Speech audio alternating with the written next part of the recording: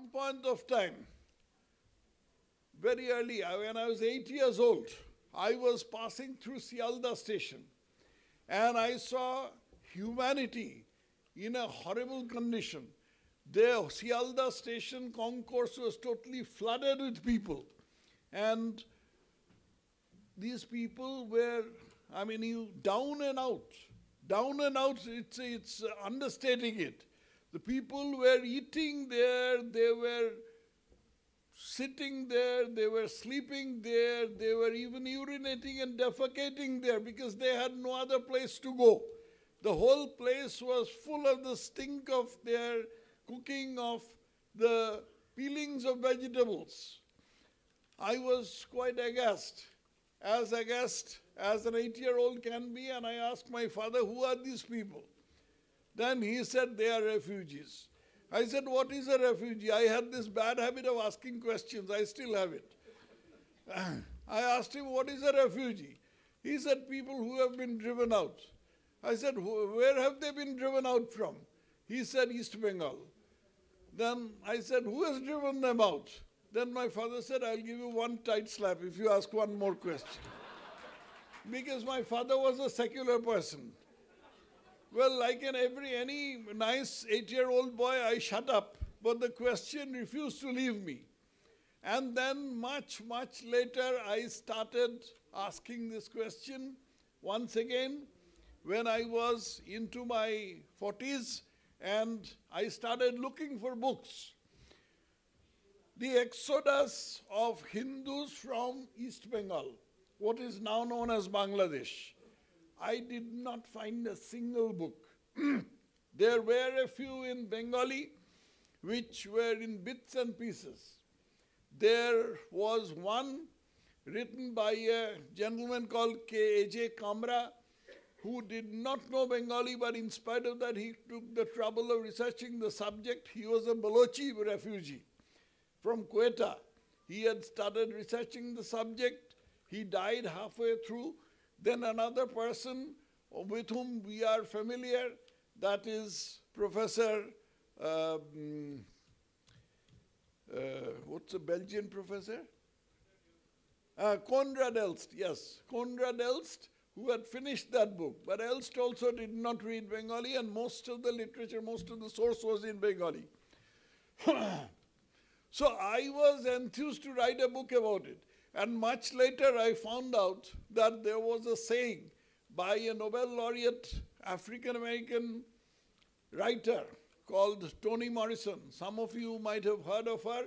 She had died a few weeks back. He had said that if there is a book which you would very much like to read, but which has not been written, then you must write it.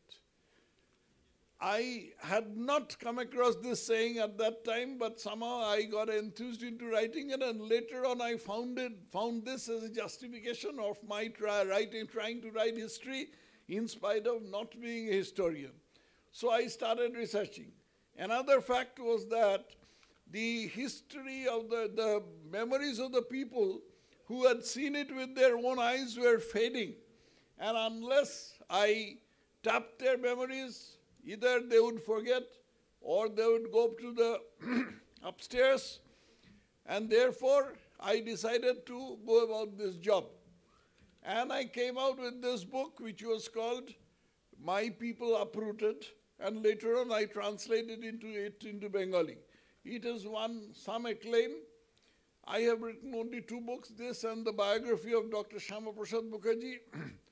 But in the course of this writing and researching for this book, I was appalled by the way in which certain aspects of history, particularly the history around our partition and independence, was ignored. Take the case of the Punjab partition versus the Bengal partition. There must be at least a dozen books on the Punjab partition. There are serious books written by people like G.S. Khosla, Penderal Moon, and others. There are books of fiction or works of fiction like those written by Sadat Hasan Manto or by Bhisham Sahani.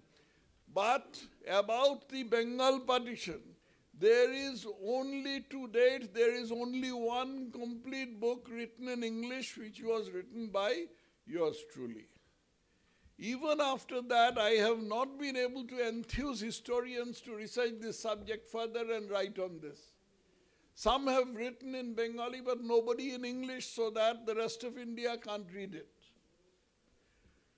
See, there are certain things about this partition which are totally unknown. So I will, within the limited time that I have, or I have allotted myself, considering the compulsions of the last speaker in any gathering, I will mention a few things. For instance, the partition of Bengal. What was at the root of the partition of Bengal? The root was in 1937, when in the elections in Bengal, no party got a majority. There were three parties in the fray. One is Muslim League, we all know about it. The second was the Congress, and the third was a party called the Krishak Praja Party, which was led by Fazlul Haq. Fazlul Haq was a leader of Muslim peasants, but they were Muslim only incidentally. They were primarily peasants, and he was interested in their welfare. It was not prima facie a Muslim party. Therefore, was it not the normal thing to do for the Congress, led by Sharat Chandra Bose, whose grandson is sitting here on the front row, led by Sharat Chandra Bose, and the party of Fazlul Haq, these parties to form a coalition together so as to keep the highly communal Muslim League out of the fray? Very surprisingly, the Congress did not do it. And it is not due to Sharat Chandra Bose, but because the central leadership wished it not to happen. I have not yet found out the reason, and this is a challenge that I am throwing to all historians present here. Please find out the reason. You'll have to dig through the archives, which I am not trained to do, but you will have to find out the reason why this was not done. Why Congress did not form a coalition with the Krishak Praja Party and kept the Muslim League out of power. Had they done it, Bengal would not have been partitioned. The whole of Bengal would have been part of India. We would not have seen the scene that I had seen at the age of 8 years at the Sialda station. Yet it happened. This is not the end. See, in 1944, Mahatma Gandhi and C. Rajagopalachari, the two hatched a plan. How did they hatch a plan?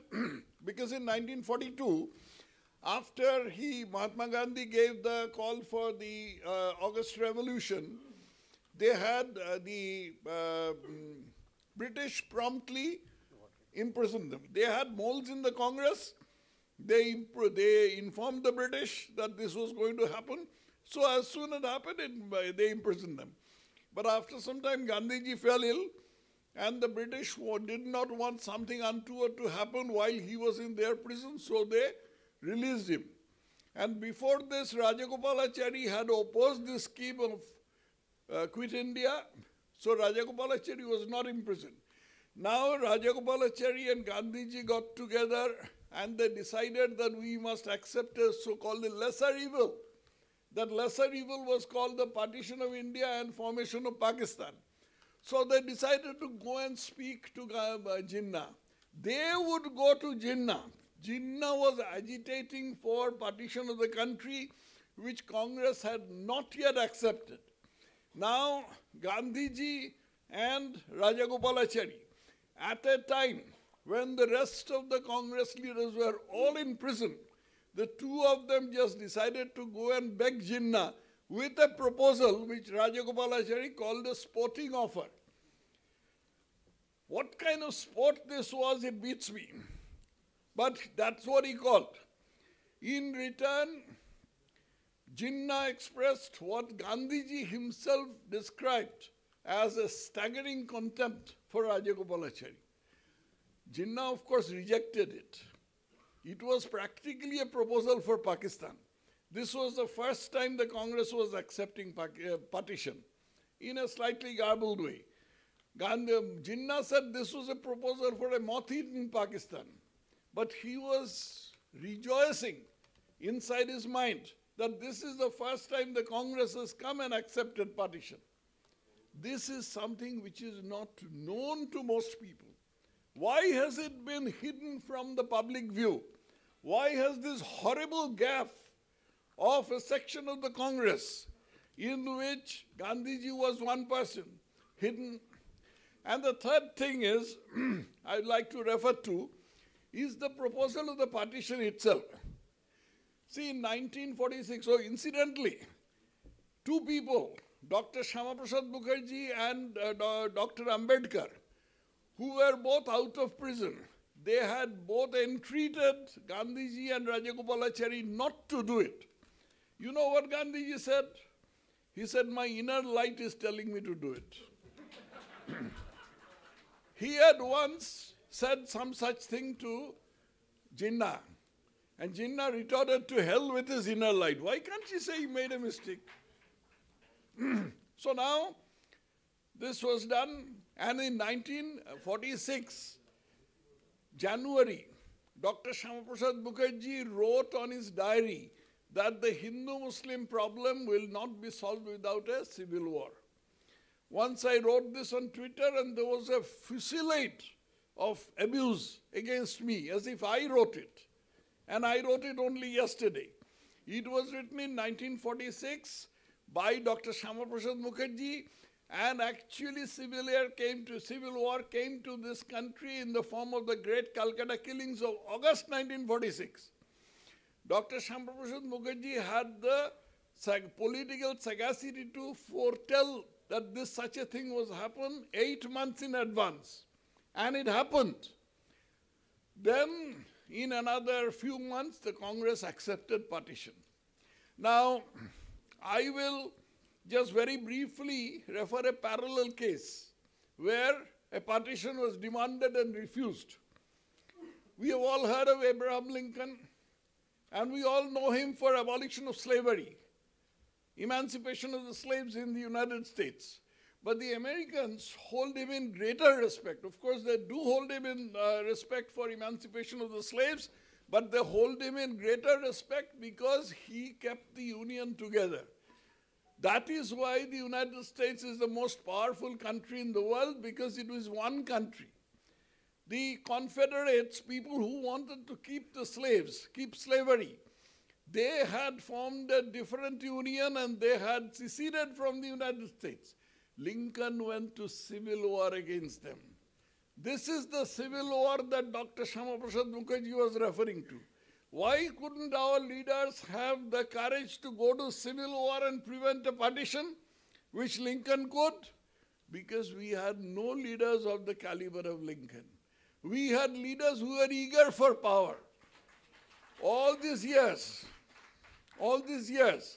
Nehru had confessed to Leonard Mosley that we were old men and getting on in years, and we were tired and we had been in jail. Now, what he didn't mention is that we were dying for power. So let half the 25% of the country go. Let people become paupers. Still, I want to be the Prime Minister of India. These are a few nuggets of history that I have been found to be missing from history books, which I have just pointed out, but I have not been able to go into depth in this. There is a distinguished audience of historians here. I beg of you, please go into this thing, research this, and bring this out in the open. Number one, why Fazlul Haq's Krishak Praja Party and Congress did not form a coalition in Bengal in 1937. Number two, why Gandhiji and Rajagopalachari made this horrible mistake of going to Jinnah and offering Pakistan.